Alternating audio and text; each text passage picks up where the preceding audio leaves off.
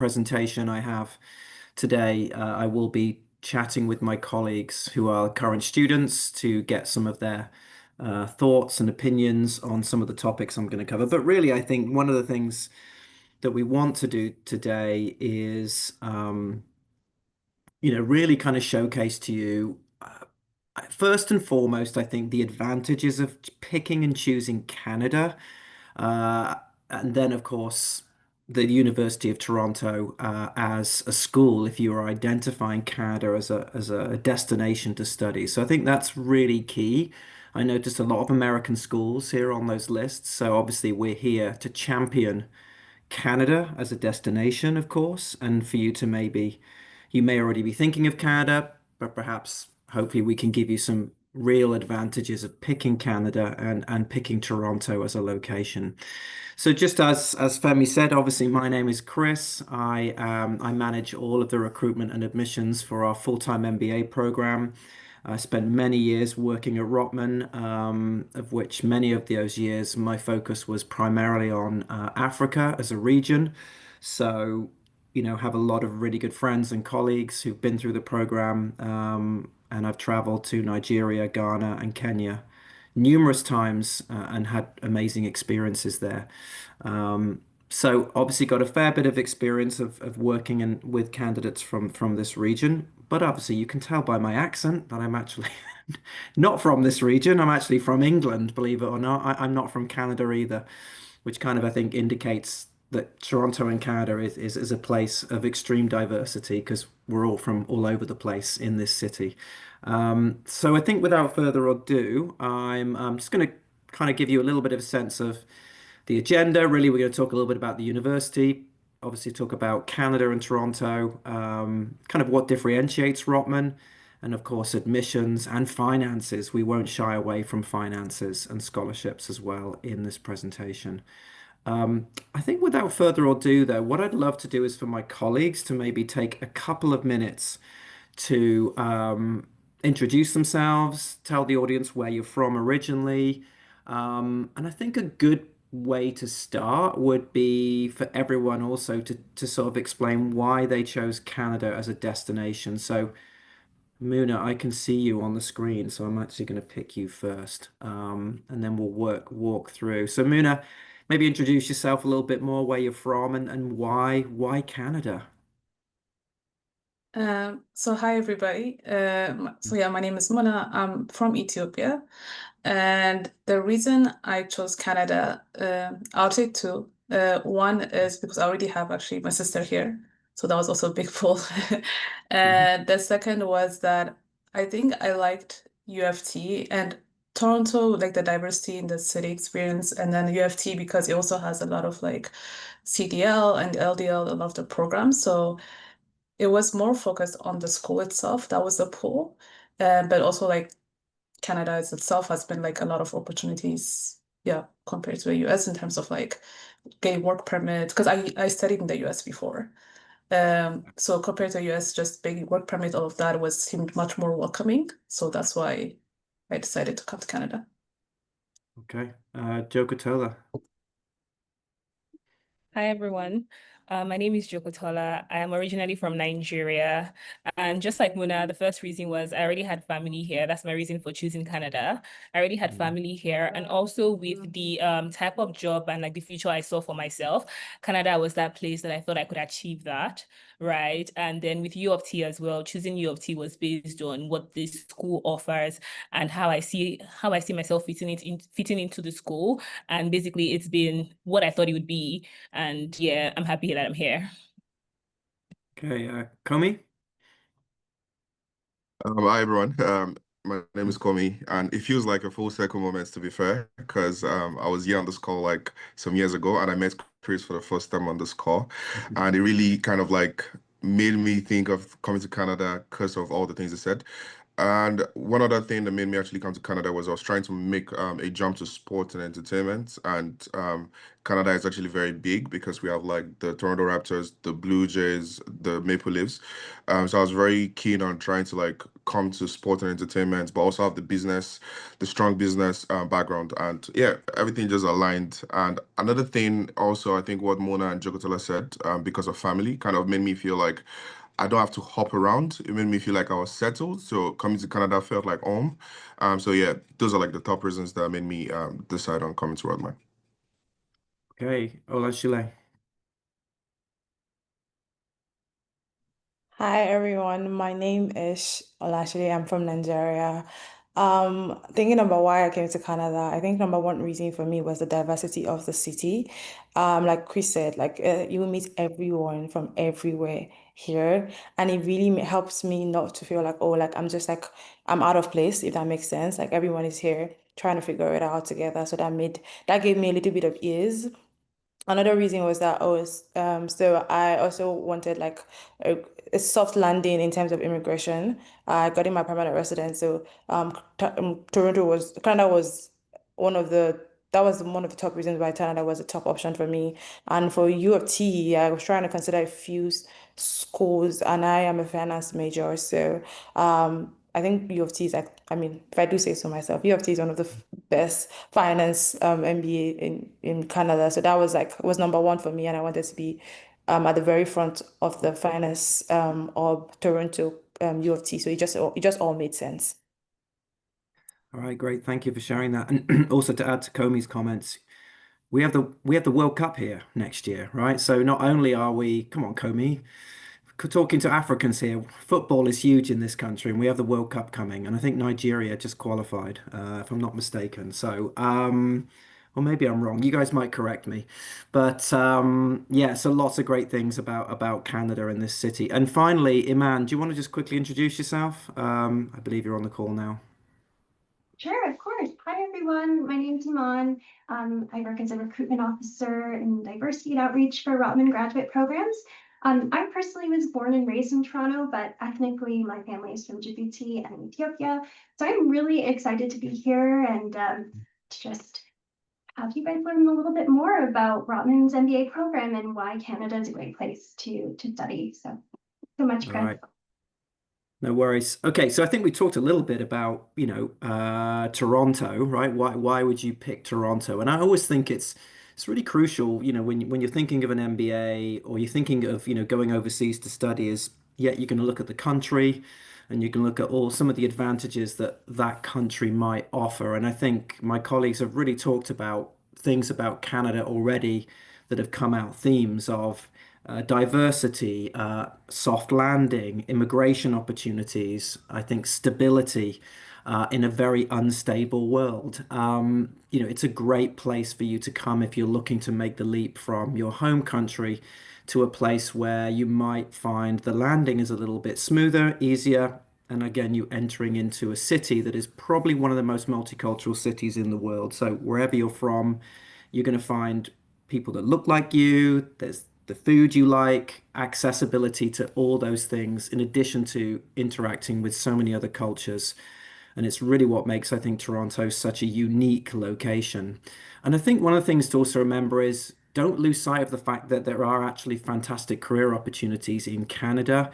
And in Toronto in particular, we are the largest city, so inevitably we do have the most jobs. I think the highest salaries in the country are typically going to be here. We are the second largest financial center outside of New York across all of North America. So again, because we're not in the States, it gets forgotten about, but Toronto is a big player globally and across North America. And we're also the third largest tech sector in North America if you're interested in tech opportunities. So, like I said, I think it's a great place to land. And because we're a school in the city, this slide here kind of shows you sort of a graphic of kind of where we are in relation to the downtown. We're right here. The school is right in the heart of the action. This is not a university town 100 kilometers away from the nearest jobs, right? You come here, you're here. This is where you do your MBA, and most of our students will graduate and typically work in the city as well. And we'll talk a little bit about sort of immigration a little later on.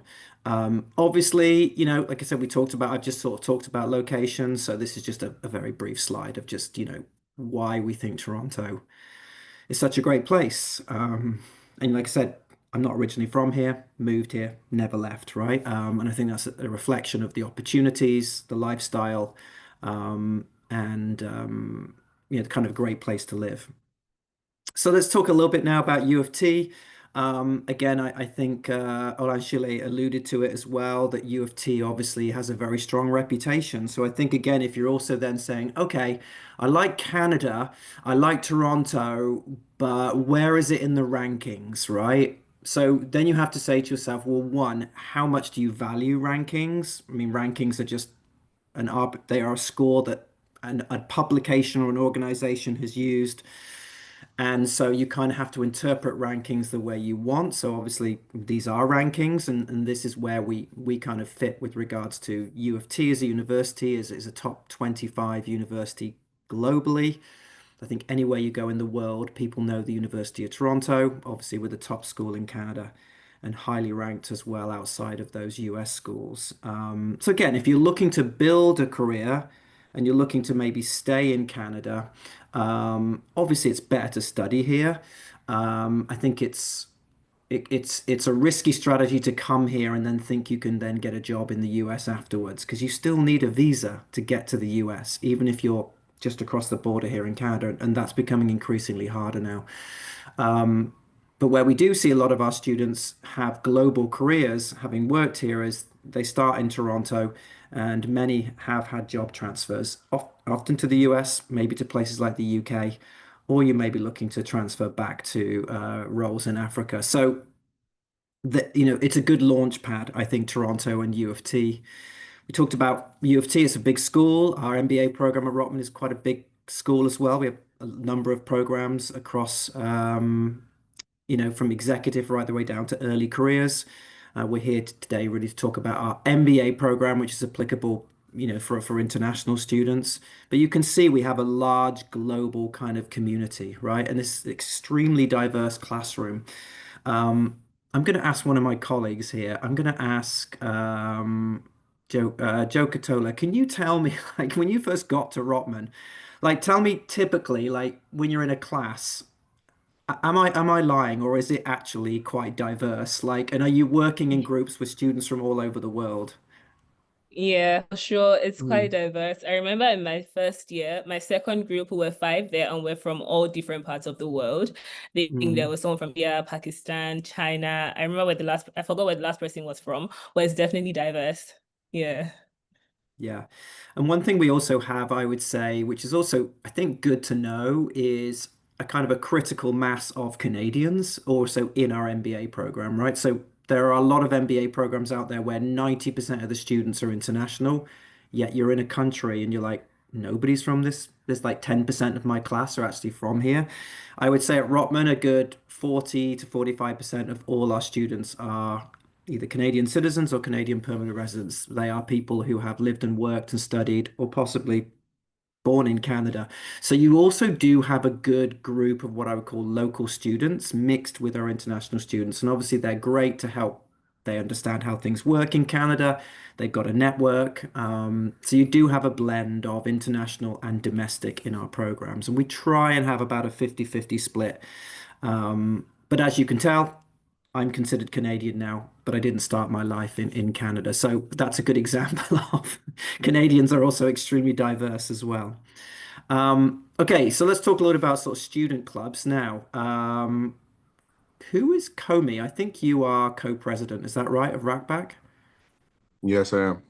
Okay, great. So one thing to also think about is outside of the classroom, when you come to do your MBA, in addition to the academics, which I will address actually in this presentation, student clubs are extremely important, right? They're great to build your network, your experience. Also, when you join certain clubs, you're often meeting maybe like-minded people who want to do the same kind of work as you, or it's a cultural club where there's a cultural connection as well. So as you can see here, there are a ton of business clubs that are connected back to industries and careers. But we also, everybody on this call here, apart from me and Iman, are part of RACBC. So Comey, tell us a little bit about RACBC. Who are you? How do you benefit? What does it do for I guess, our Black community at Rotman, and the candidates on this call today. Thank you, Chris.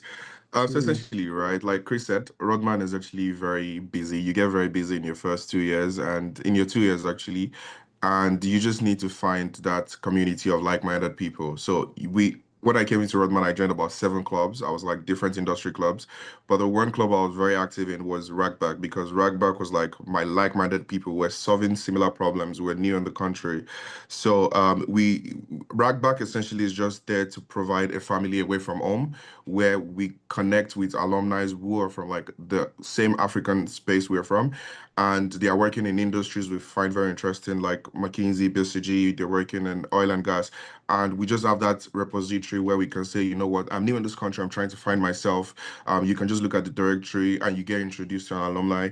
Also, we have like social events where we just kind of get together after busy classes. I know Chris is going to talk about the academics. I'm waiting for him to speak about that.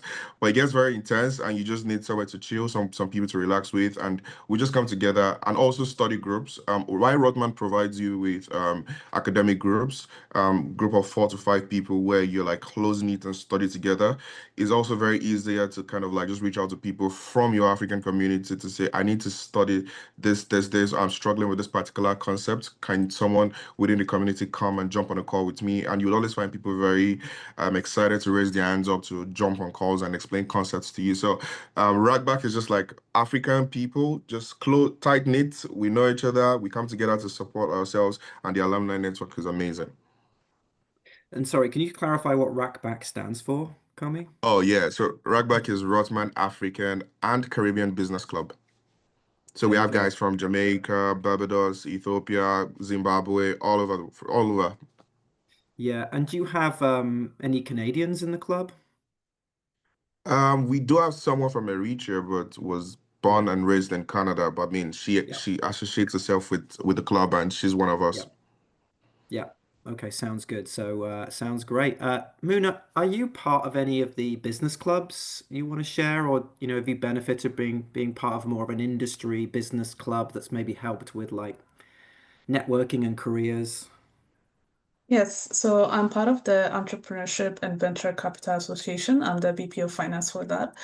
And Mm. it's actually been an amazing opportunity because Revka is, of course, more startup focused and venture focused, which is what I wanted to do. And being part of the club, you get to meet with a lot of there's a lot of networking opportunities to interact with people from the industry.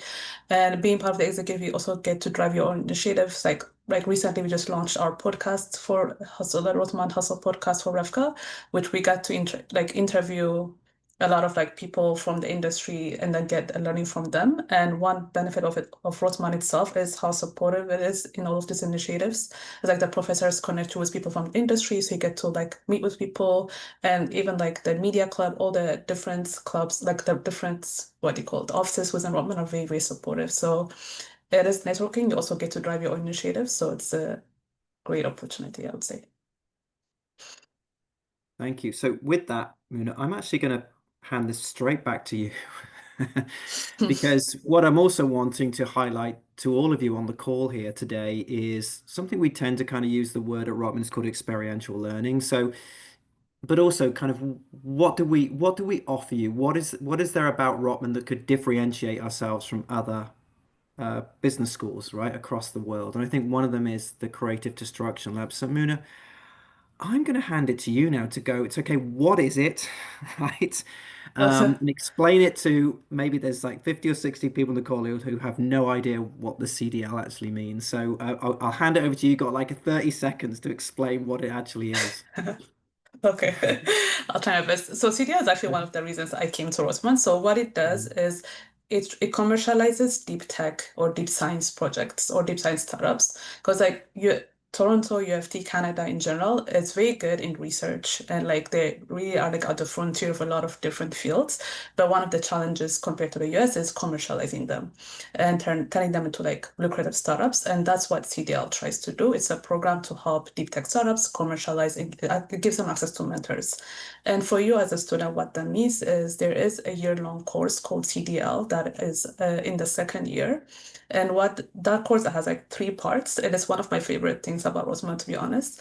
Is like, so one is there is, of course, the course itself where you learn about entrepreneurship and you like the different like theoretical foundations and examples of it. But there's also a part where like a lot of these deep tech startups that are part of the CDL program, you get to match with them and you get to work with them on the business side of things. It can be finance, it could be marketing, it depends what the venture needs, but you actually get to work with the startups themselves.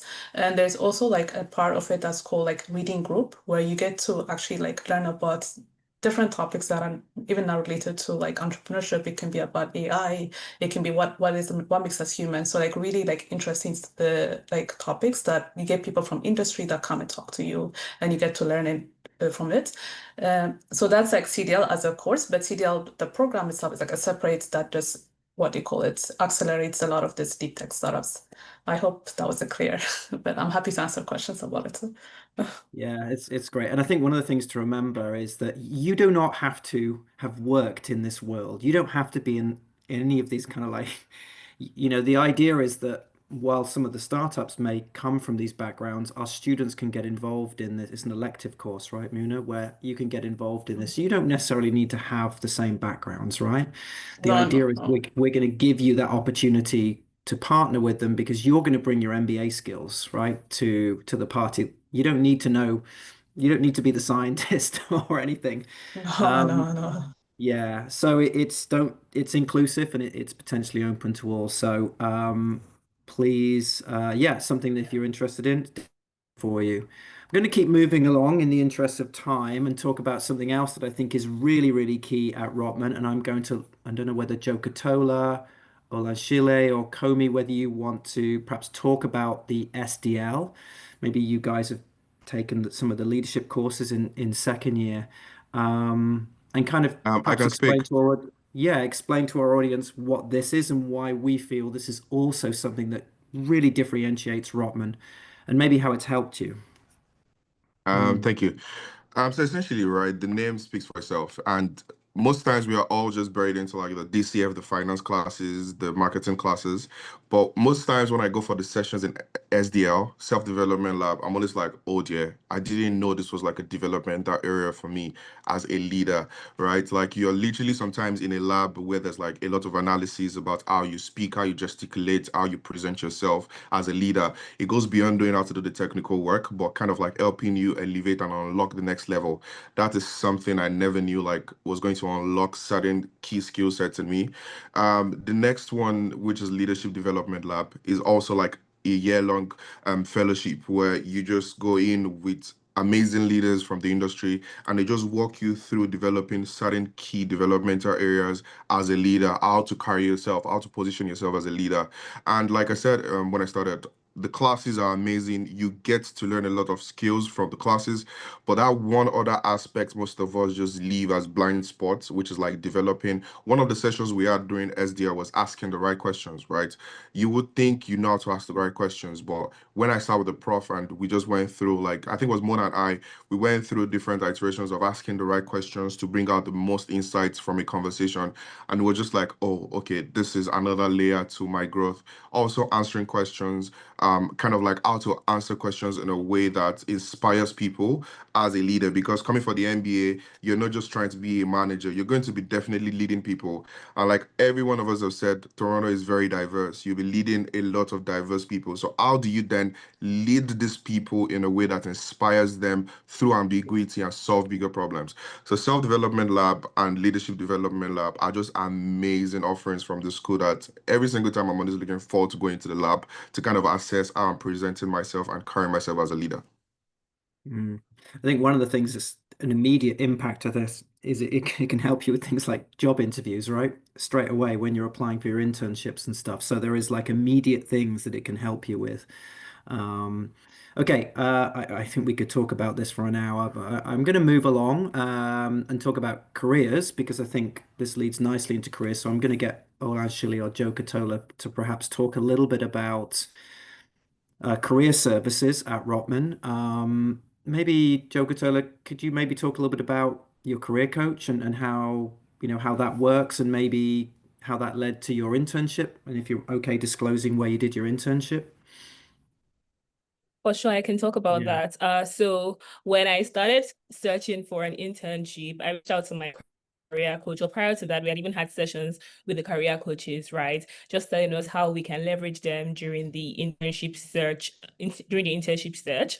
When I had interviews, I would reach out to him, Rob, that's my career coach, and we would have sessions together, whether it is interview session where he's my interviewer and I'm the interviewee, or where he has to review my cover letter for me. He was very helpful there. But I think another thing is you really need to leverage them. They're there for you, but if you don't use them, you don't get any value from them, right? So I got value because I used him. And I think when I landed on the internship I had during the summer, which was at SAP, I had reached out to him prior before my final interview, and we had another session again. And then when I got it, it was almost like he was the one that got the job because he was really happy for me, right? Because we had gone through the journey together. And I think one thing I would keep on hammering on is you need to leverage them because they're there, but if you don't use them, it's just like one of those wasted resources. Yeah. Yeah. Olanshile, where did you do your internship and who was your career coach? So, I did my internship at Scotia. Betty was my career coach. My Mm. career journey was a more interesting one because I had gotten the HLM scholarship.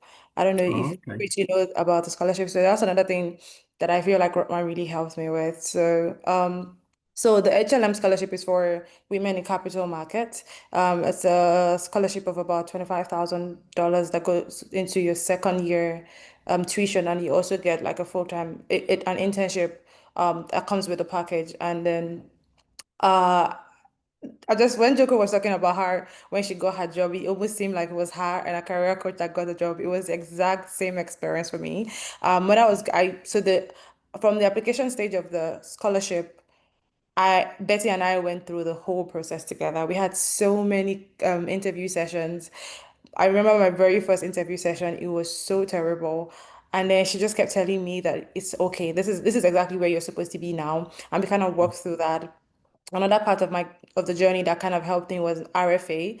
RFA is the Rotman Finance Club. I happen to be the VP of our women in RFA at the moment, and RFA was a huge component of me getting into the scholarship and then the internship.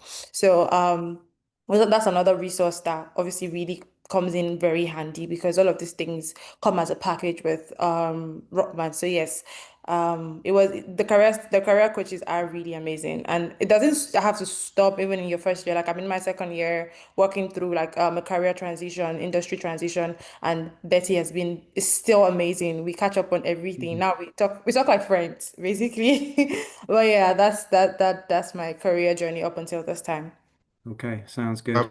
Um, So Chris, just can I just a just add quick, something to that? yeah, Sorry, of can I course you add something can. to that? Yeah, yeah. So speaking about the career journey, I came in very confused. I was having like consulting, marketing, brand, sports. I was just very confused. And one thing my career coach did for me was we sat together to identify the core industries I was interested in. And everyone talks about networking, right? And my career coach just came up with a list of 5 people that have gone through the Rotman experience and currently work in those industries, sent emails to them, introducing me to them, and then he was able to set the coffee chat for me to kind of like have conversations with these people. Now, these are people I typically would have been too shy to engage with, or they wouldn't have even seen my messages on LinkedIn. But Rob was able to set up those meetings for me and just taking that extra effort to help me identify people who have gone through the Rodman experience, who work in those industries, to kind of break the ice for me was just an amazing experience. Like, it's just something I'm very grateful for. And that was what led to me landing my internship at Maple Leaf Sport and Entertainment. And like you said, Rob, Chris, I could have talked about the FIFA World Cup because I got to work on the FIFA World Cup strategy because World Cup is coming to Toronto. So I got to work in sports. I worked in the NBA and the NHL and getting that kind of access because my career coach took the efforts to introduce me to people in the industry. So yeah, that was just something I wanted to add. Yeah. All right. That's amazing. That is amazing. Okay. Sorry, Muna. I'm going to move on. You're the only one that I haven't asked about careers. I'm going to move on if that's okay, because I know we have so much to cover. But I think this is a key component because, when you're looking at the cost of the MBA, which we'll get to, and then the return on investment, right? These are things, and if you're going to utilize maybe a loan or something, right? It's a huge risk that you're taking to quit your job and come here. And I think it's important to spend time talking about career services, how we can help you, how we can support you, how when you get here, you're not just like, oh, welcome to Canada, off you go, go find a job. It's not like that at Rotman. And you've also got the Rotman brand behind you, which opens doors. And again, in addition to the career coaches, we have a whole other business development team who all they do is work with employers, right, and companies to ensure that they are recruiting our students, providing job postings and opportunities, right? So that the idea is a lot of opportunities will come to you because people want to hire from Rotman. But I would say the most, and I used to be a career coach, by the way, guys. So I used to work with Betty and Rob. I basically knew that the most successful students in our programs are typically the examples that we've given, where it was like, we will basically give you 50%. It's handed to you on a plate. But the other 50%, you've still got to kind of do yourself, right? So that kind of combination of the two is the perfect blend of how you can be successful. So I think, thank you guys for sort of showcasing how important it was to use these resources. Okay, I'm going to quickly move on because I'm sure people have questions. Again, just to reiterate, again, connecting back to jobs, you know, while obviously getting a study permit is going to require certain things and we can help you through that process. Obviously, if you do get your study permit, as long as you graduate from a 2-year program at Rotman, you're eligible for a 3-year open work permit when you finish, which means you can move around, change jobs as much as you like in those 3 years. You're not tied to one employer.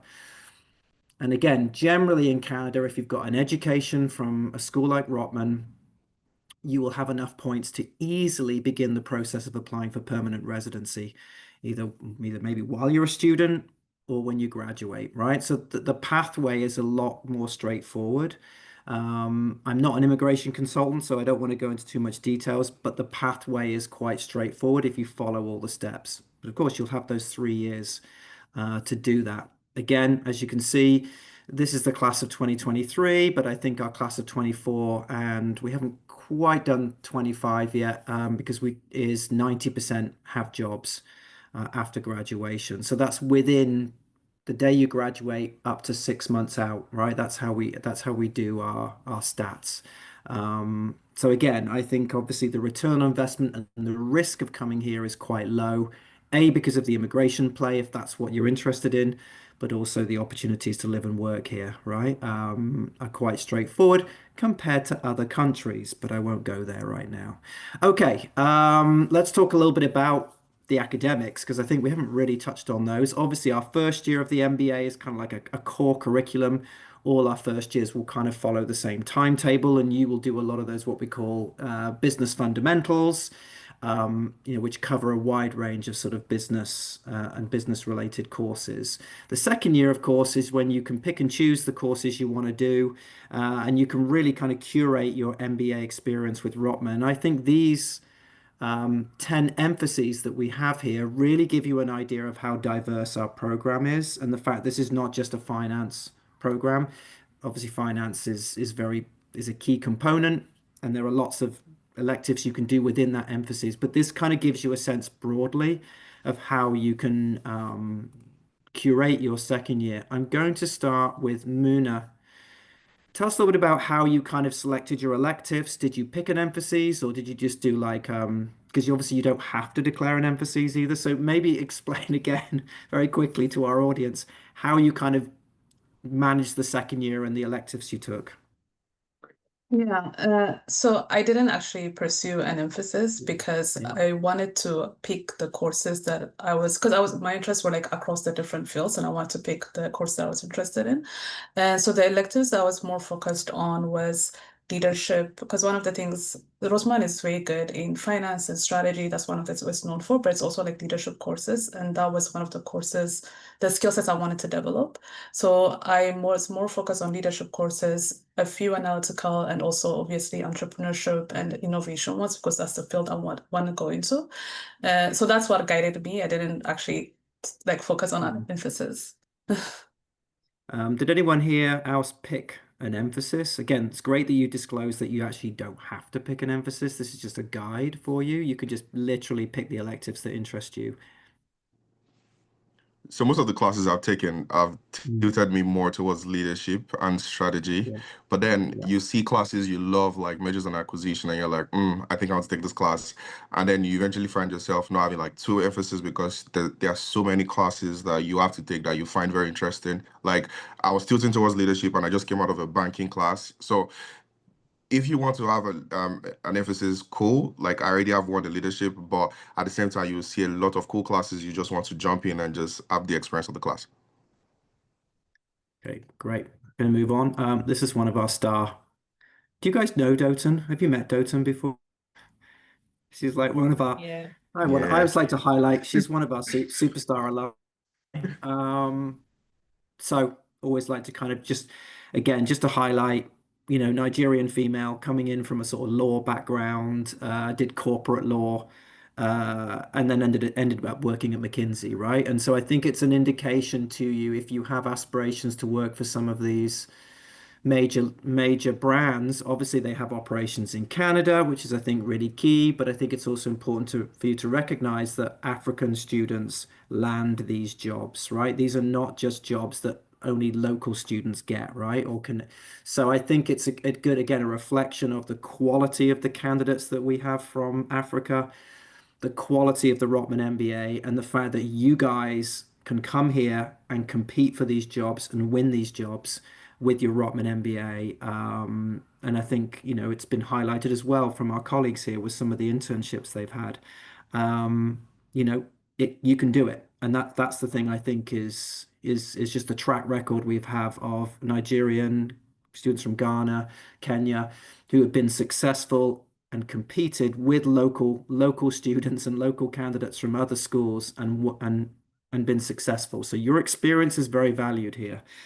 Um, anyway, okay, now before we get into questions, obviously we need to talk. And if we go over, Femi, I mean, I don't know about my colleagues. I'm okay if we go over a little bit longer. But if anyone needs to drop off from Rotman, feel free. Um, let's talk a little bit about admissions, because I think everyone on the call is probably thinking, okay, how do I get in? And then we'll talk about financing as well. And if you guys are okay, maybe if you're willing to talk a little bit about, without disclosing numbers, how you kind of financed your MBA, that will also be really helpful for our audience. So obviously you need to have a bachelor's degree, 3.0 GPA. That's kind of a U of T scale. So, generally, I know a lot of people in Africa have grading scales like the UK. So if you've got like a 2-1 or above, or like a kind of a B or a B plus average in your final year, you're going to be eligible. You need to have a minimum of 2 years work experience. We would recommend 3, 4, 5, 6 is good. I think all my colleagues here probably got a fair amount of work experience coming into the MBA. So you don't need to rush it. If you're younger on this call, take your time. It's always good to come with work experience because you will still have to leverage that work experience from Africa even when you get here, right? It's very important, right? That will be recognized and it's useful to help you get internships and full-time jobs. References, just need references. Obviously, it's pretty common. And if you're calling from somewhere like Cote d'Ivoire, or you're in a country in Africa where English is not commonly spoken, maybe it's French, you might require a TOEFL or IELTS. I do not believe anyone from Ghana, Kenya, Nigeria, South Africa, you guys didn't do an IELTS or a TOEFL, right? No, you don't need to do it. Don't worry about the application deadline. It's a Saturday, so forgive me, I didn't update it since the weekend. And then there are some GMAT exemptions. So a lot of candidates ask us, me and Iman, they'll ask us in admissions, like, okay, well, how can I avoid writing a GMAT or a GRE, right? So, and these on the right hand side of the screen here, you can see what will give you a GMAT or a GRE waiver, right?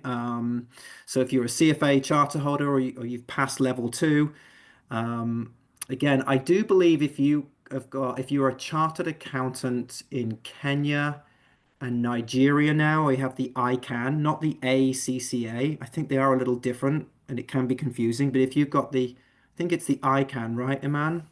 that will qualify you for a GMAT waiver as well, because that is now recognized in Canada. So again, you have to have a CPA that is recognized in Canada, and not all of them are. However, if you have some of these designations and they don't waive the GMAT, they are still going to increase your potential to get in and increase your scoring and increase scholarship opportunities, even if you still have to write a TOEFL, no, sorry, a GRE or a GMAT. Okay, we don't care which one you do. A lot of African students take a GRE, that's perfectly fine. I'm going to keep moving along because it's kind of is what it is. So scholarships, okay. So we do have scholarships, right? I know everyone may be thinking about that. We recognize that the cost of an MBA in North America is very expensive.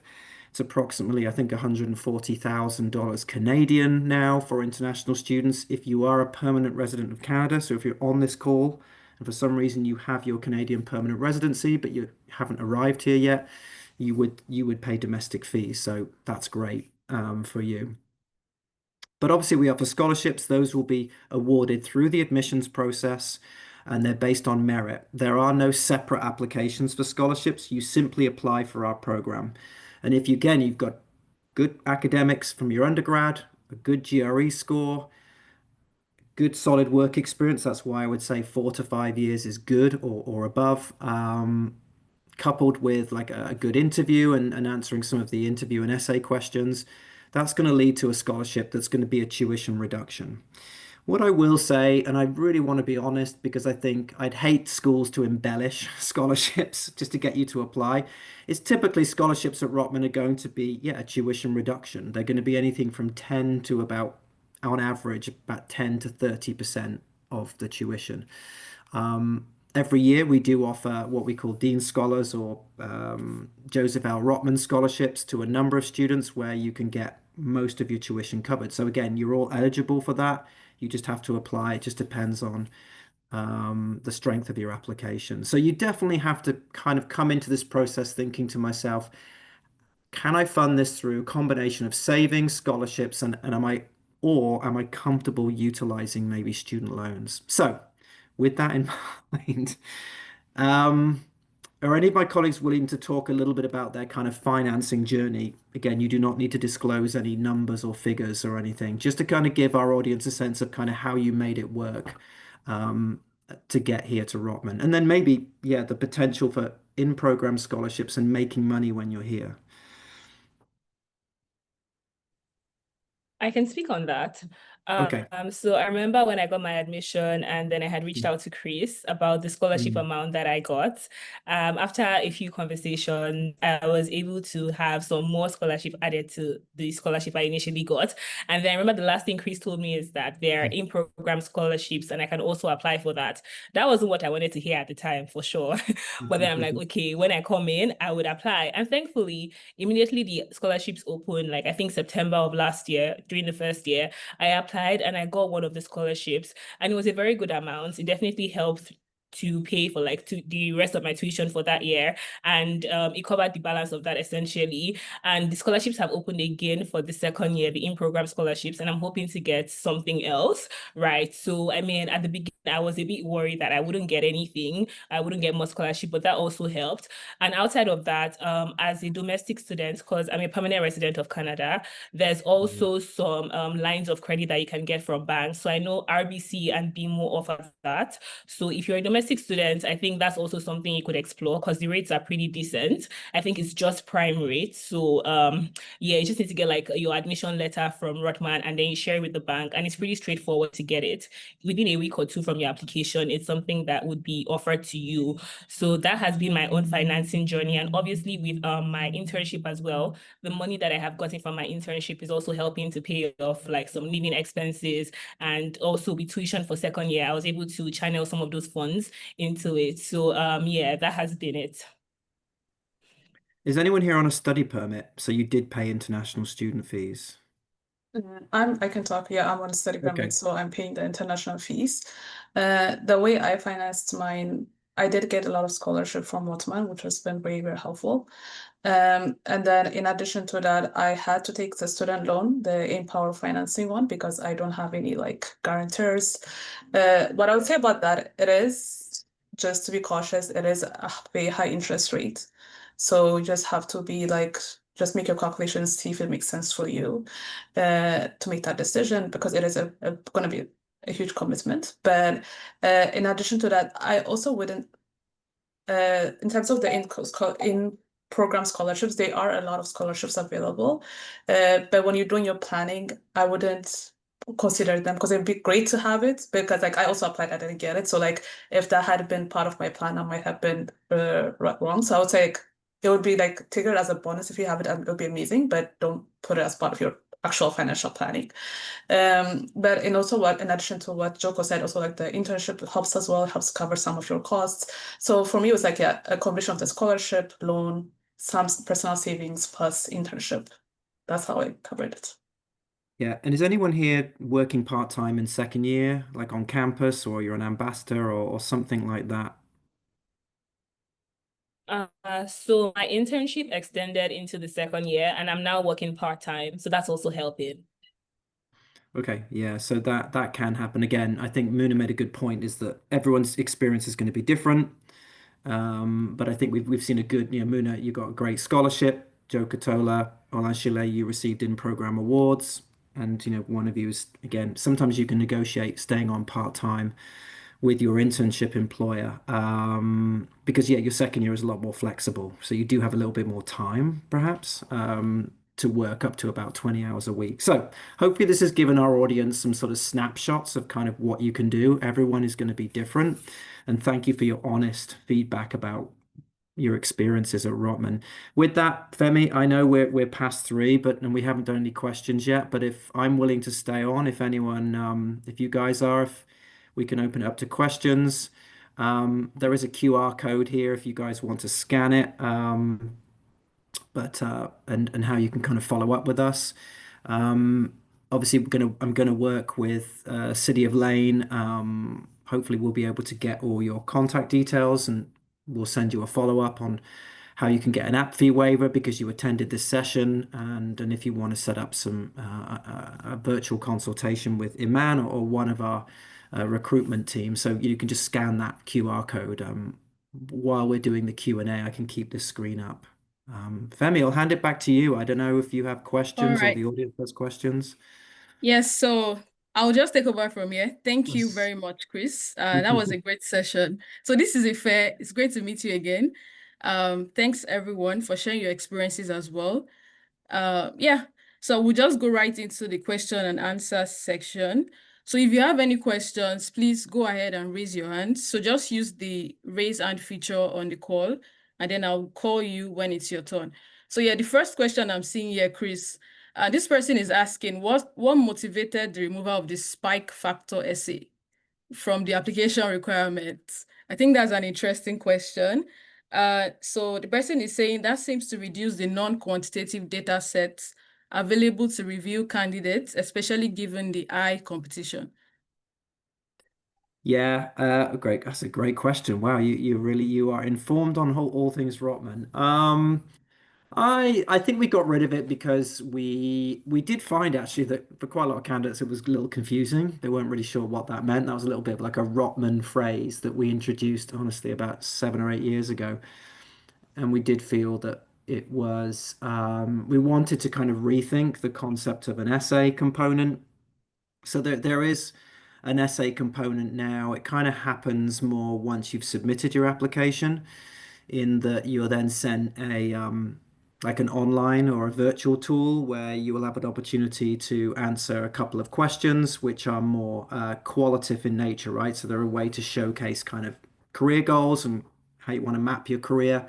And then something else, some other information about you. And we use this tool because you can't use ChatGPT and stuff like that, right? So not that anyone on this call would be doing things like that, but it's a way for us to kind of also assess like written skills without AI. Obviously, I use AI myself. We all use it to help us, but and we thought it might be less cumbersome, right, in the application process. So there are still ways in which you can do that, and I haven't seen any offers that have come through in our first round and early rounds that have that have been detrimental to people who have stronger skills on the extracurricular or the qualitative or the the community work. That is all still being assessed. Key for everybody is to make sure that's kind of on your resume, right? So make sure your resume showcases any of those kind of extracurriculars and things like that.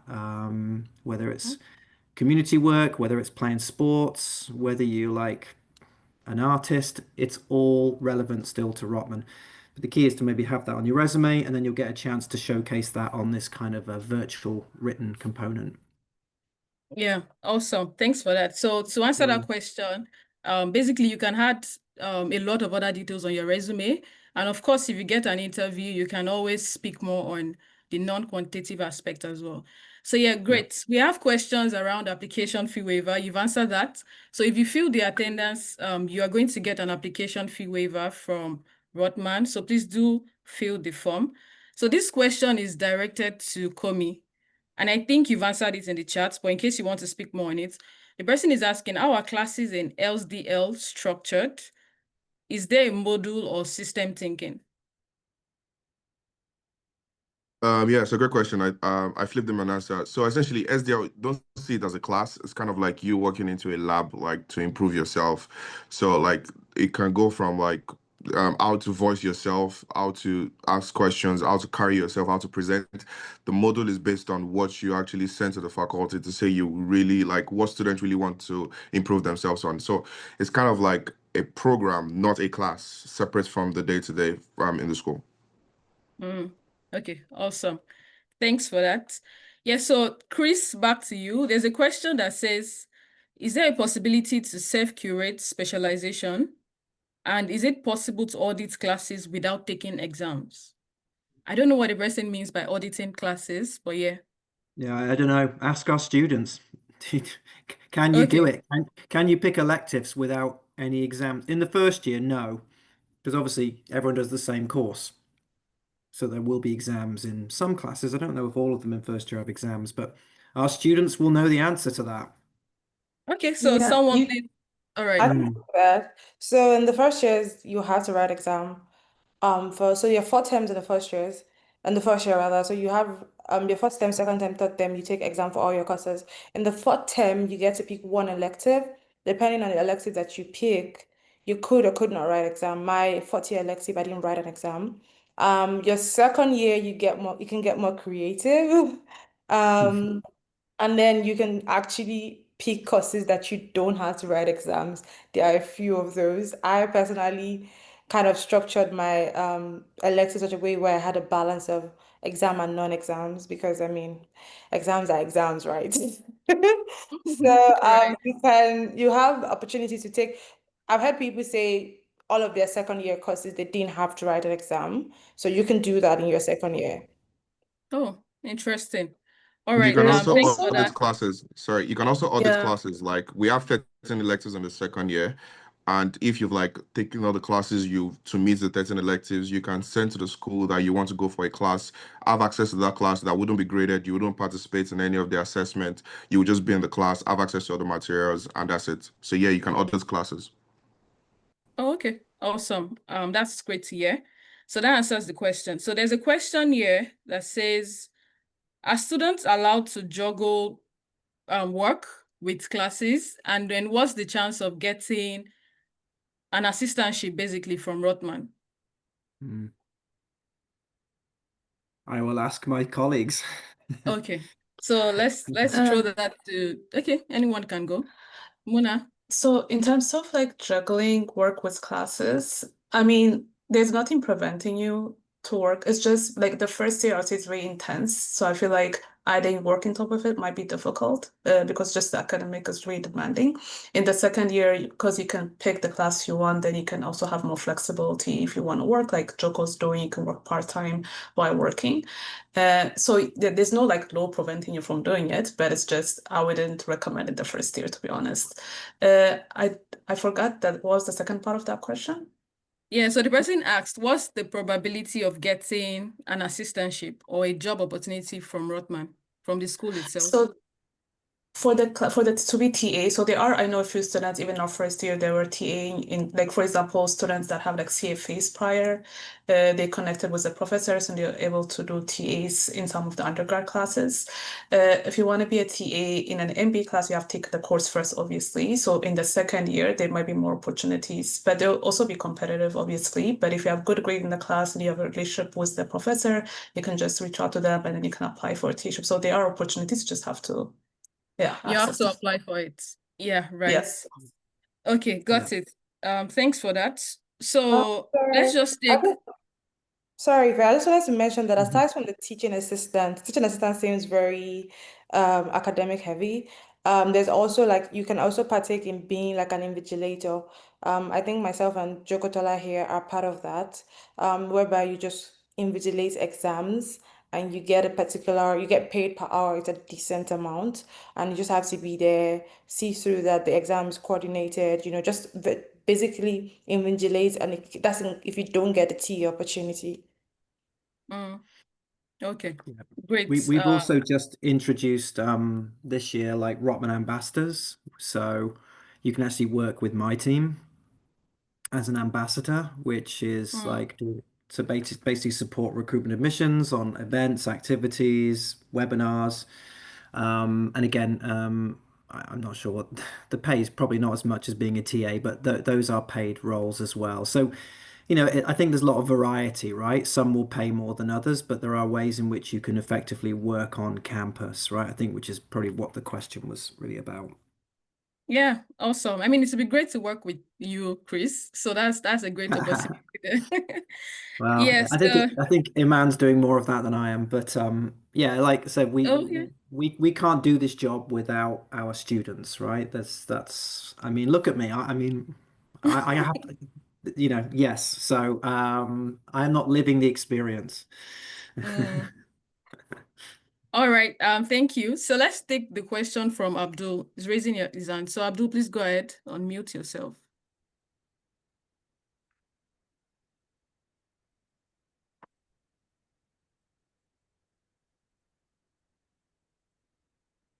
Abdul, you're muted in case you're You're speaking. muted. Yeah. Thank you very much for the presentation. Sorry.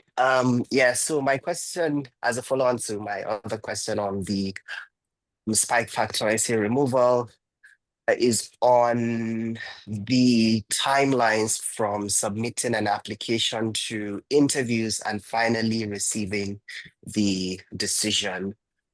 Appreciate if you can just throw some light on that, because what we see on the website is just the, deadlines. Thank you.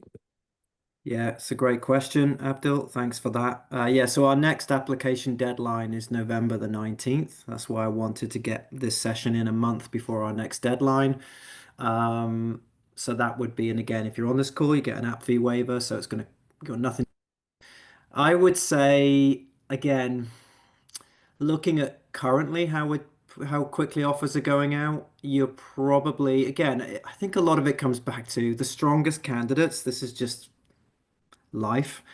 The strongest candidates are going to get assessed the first, and they're going to get the offers quicker, right? So make sure you have a complete application, right? If you haven't got a GRE, right, and you're not eligible for a waiver, don't apply with an incomplete application, right? So or a missing reference, that's just going to hold up the process for you. So I think if you're confident that you have everything completed that's required, you could hear from us within a week or two with regards to the interview component.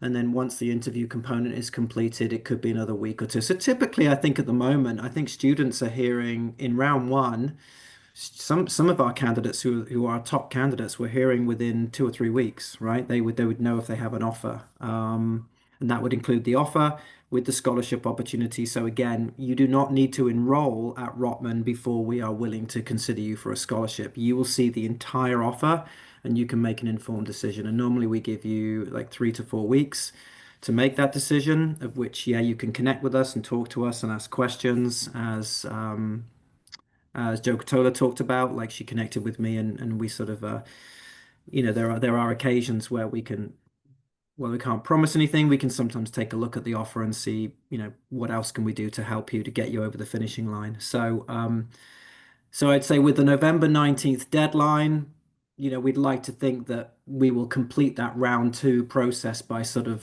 December the 20th, which is when we sort of break for a holiday, a 2-week holiday, which our students are probably like, yes. And then we'll start working towards our round three, which will be in sort of January, February. But anyone from Africa, you really need to be applying in this November deadline or trying to get your application submitted in sort of January time. Applications are always open, so you can always apply. If you miss the deadline, you can still keep applying. And we do still look at applications even if you miss the deadline, but those who meet the deadlines get priority. So that's kind of how it works. Yeah, and the Okay. earlier the better for scholarships. And also you think about if you enroll, you've then got to get your study permit, that if you need one, and that can be quite time consuming. But we're here to help you with that as well. All right, awesome. Thank you, Chris. So I think that answers your question, Abdul. Yeah, so the next question we have, this person is asking, I think Iman can take this, because I can see you answering some questions in the chat. I don't know if you've answered this one already. But the person is asking, does the application fee cover for next year? Basically, can we take the application fee waiver up and use it next year? Is that possible? Oh, that's a great question. I'm not too sure. I don't believe so. I think the application fee waiver would only apply for this particular round of admissions. Okay. Yeah, you may have to attend the event similarly next year. Again, right, Yeah, to exactly. get the waiver. Okay, so I think, yes, that works. Just attend Lane's event next year again. And yeah, hopefully you can get a waiver. So there's a question, this should be on the school's website, but what's a competitive GRE score at Rotman? Oh, that's a good question, though. That's a good question because sometimes school websites can be a bit cryptic, right? Which is like classic higher ed. They might do that. I would say, again, that there's admissible, and then there's what's going to get me increased scholarship opportunities. Again, just to clarify, it's not the only thing that will get you a scholarship, but it's an academic program. So you have to understand that test scores, grades, and GREs are still going to have an influence. I would say you need a 320 or above on a GRE, I would say. Yeah, the idea of like 160 quant, 160 verbal or above is going to put you in a position of strength. Anything below that, it's admissible, but again, potential for it to could have some effect on. I think that's around a sort of a 630 GMAT in this sort of in the revamped GMAT that they revamped a couple of years ago. So hopefully that helps. Okay, yes, definitely. Thanks, Chris. So there's a question that says, from your perspective, I think any of the current students can take this. From your perspective, what kind of student mindsets or habits best enables one to truly benefit from and stand out in the Rotman community? So basically, a trait or habit that basically makes you mindset or habit that basically makes you stand out as a student. So do you want to take that, Olanshile? Yes, thank you. I can take that. Reflecting on my journey it's an interesting one, but I would say that one thing that really helped me is just to get involved. And there's a lot to get involved in, so I'll put that caveat there. In my first year, just to put this in context, in my first year, I was very active in case competitions outside of school curriculars. The case competitions positioned me well to be able to, gain the scholarship that I gained. And then I was also active in a few clubs as well. I'm currently like the co-president at RACBC as well, and I'm also the VP for our women in the Rotman Finance Club. I'm doing some things outside of that in school. There's a lot of opportunity. There's a lot of things that you can take advantage of. There's so much of them. One thing is you need to know what is important to you, what your journey is, what your career journey would be, and so when you're doing your planning, it's okay not to know, but if you do know, it makes things better. It helps you kind of focus and dial down into what is important. But once you figure that out, just really get involved. It can be a daunting journey, but it can also be very exciting, very interesting journey. It just depends on how you take it. There's so many things to take advantage of.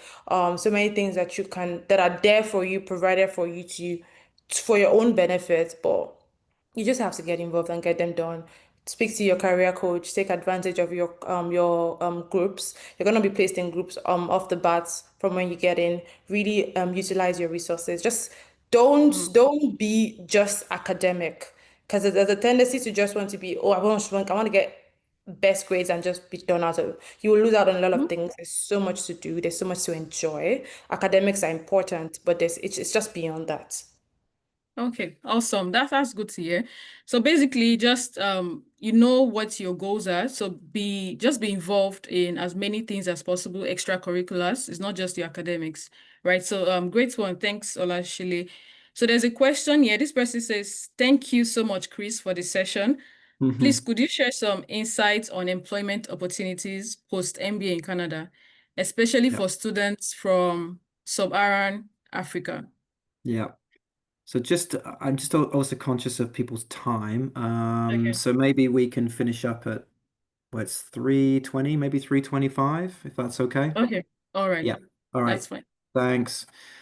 And I promise you, just scan the QR code and you can meet one of us in person. All right, it's a great question, and hopefully I think we tried to address it during the presentation around career opportunities and the idea that coming to Canada is obviously,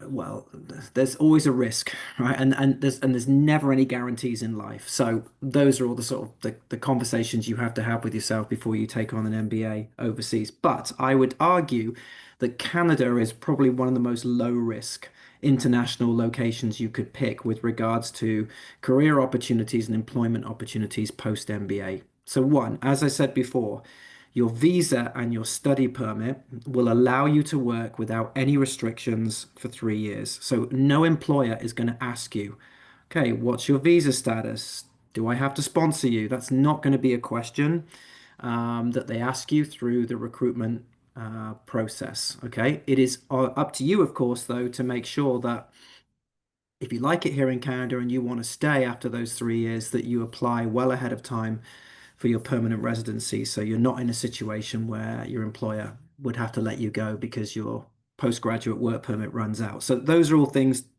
that are like, make it easy here, but there are things you have to keep track on if you want to stay.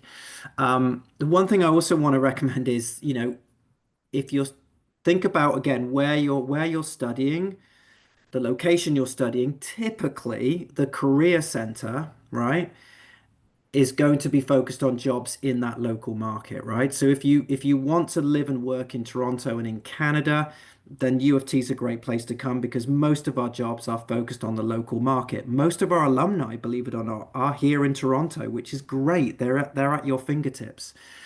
If you really love things like oil and gas, right, you may want to look at somewhere like Calgary in Alberta, right? We don't have a whole lot in the oil and gas space, even though that's big in Canada. It's big in a certain region. So again, you've got to then assess, even though some of our students can move to Calgary from Rotman. So there's also like assess the geography, right? What's typically popular in Canada? In Toronto, most large global organizations, your Deloitte, your EYs, your PwCs, your McKinseys, all the big banks and financial institutions, the tech firms, FMCG, CPG, retailers, Walmart, e-commerce, all of that is typically in Toronto. So that's where there's going to be a lot of opportunity for you, right? Um, so, and again, the final thing I'll say is Rotman brand, right? The Rotman brand is going to open doors for you that if you just moved here, right, as a permanent resident without the Rotman MBA, I'll admit it's a lot harder, right? So you're going to have those advantages. You're going to have the network. And I would say if you're admitted to Rotman, the final thing I'll say to you is we have made an assessment through the recruitment and admissions process on employability. So when we were assessing Muna's application, Shile's application, we were looking at their employability in addition to just like, do you have good grades, right? Those are so vital for us. So if you get an offer from Rotman, we've already done an assessment to say, we believe you can be successful in the Canadian job market. We believe that your career goals are achievable and reasonable, because you will disclose that to us through the admissions process, right? So if we admit you, we're confident in you. And I think our employment stats speak for that. So, will there be hard times? Will you get knockbacks? I would say yes, that will happen. This is all part of the experience of moving to a new country. Will you get the first job you interview for? Maybe not, right? But we're here. They talked about the career coaches. We're here to help you and guide you, right? To help course correct you if something isn't quite working for you, to make sure that you land somewhere that you're happy in. And the final thing I will say on this, because this is kind of like my passion, because I used to work in the career center, Okay. the first job you get out of MBA school, right, is likely to last about a year or 18 months before you move to the next one. So also remember that the very first job you get may not be what you're doing 2, 3, 4 years after graduation, right? You're going to move around a lot. You're going to progress. And that's the thing to remember is we're here to kind of help you start that journey. But once you graduate, there's going to be so many great opportunities to you because you're going to be a Rotman MBA grad and an alum with that great network as well. So that's my pitch on like you're going to be fine. Definitely. Thank you very much, Chris.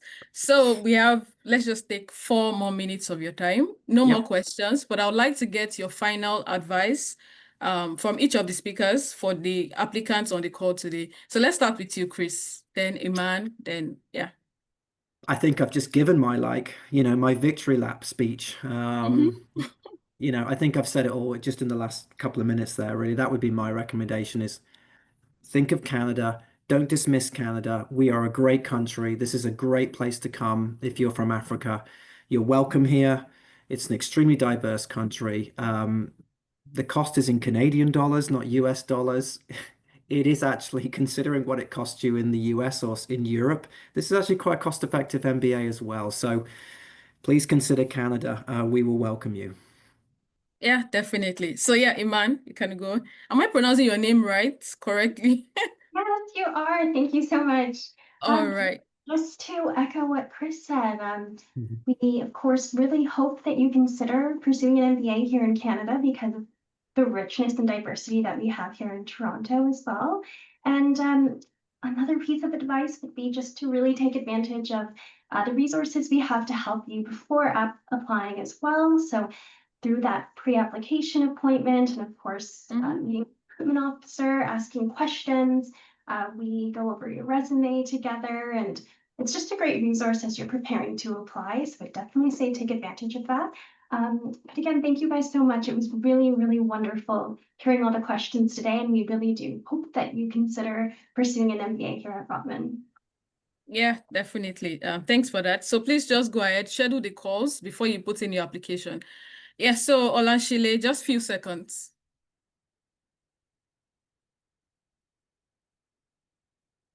You're muted, Yeah, Olanshile. sorry. Okay. As I'm just gonna give this based on my own experience. It's been a good experience for me. There's been hard times, there's been great times, and there's been good times. But one thing is there's always gonna be a community for you, and that is I cannot overemphasize how important that is. At the time that if you decide to come, at that time we all will be alumni and we will be right there to help you Right. through it. So we're gonna give you time of day. We're gonna engage with you. We're gonna try as much as we can because we know what it means to be in your place. So Yeah. fingers crossed, we expect to hear from you soon. Awesome. I mean, definitely.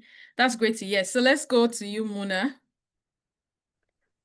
Sure, yeah. I'm actually just mostly gonna be echoing what people said in the sense of one thing I wish I had done was really taking advantage of all the resources available, reaching out to people and asking for advice. And I think that is really helpful because people are like willing to help you. You just need to be the one like asking for it and then like really reaching out to a career coach, alumni, second years, first years, like just really reach out.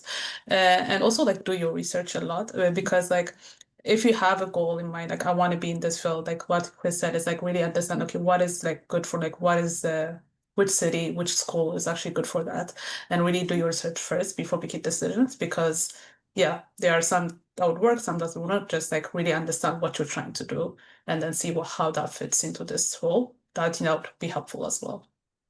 Yeah, awesome. Thank you, Mona. So Jokotola. All right, I would echo what everyone has said, but I would also add that you should not self-select yourself out.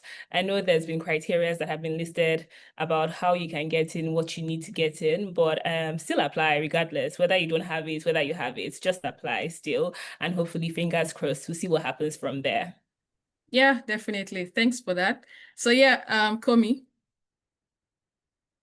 Yeah, it was lovely connecting with everyone. And I would just say enjoy the process. Getting an MBA from Rotman is definitely top tier.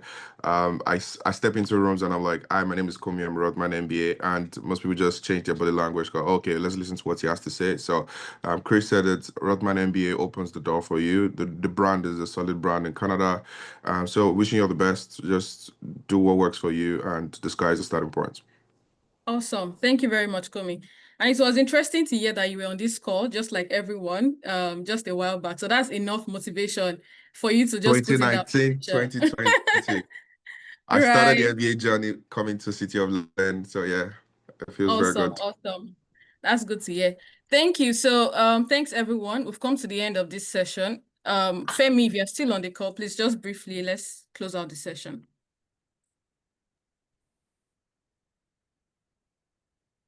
Okay, so I'll just go ahead.